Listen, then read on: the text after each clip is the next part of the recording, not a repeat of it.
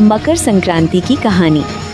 भारत के एक छोटे से गांव सूरजपुर में मकर संक्रांति का पर्व बड़े उत्साह से मनाया जाता था। ये वो दिन था जब ठंडी हवाओं में भी सूर्य की गर्माहट महसूस होती थी और लोगों के दिलों में नई उम्मीदें जाग उठती थीं। गांव की गलियों में सुबह से ही तिल और गुड़ की खुशबू फैल जाती थी।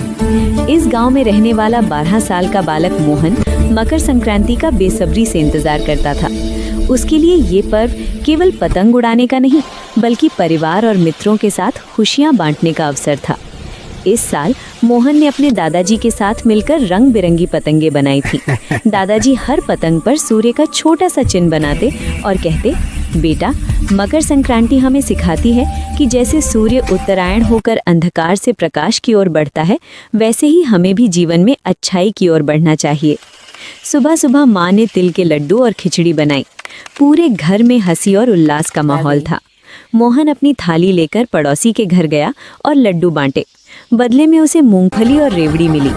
गांव के सभी लोग एक दूसरे को तिल गुड़घ्या गोड़ गोड़ बोला कहकर शुभकामनाएं दे रहे थे।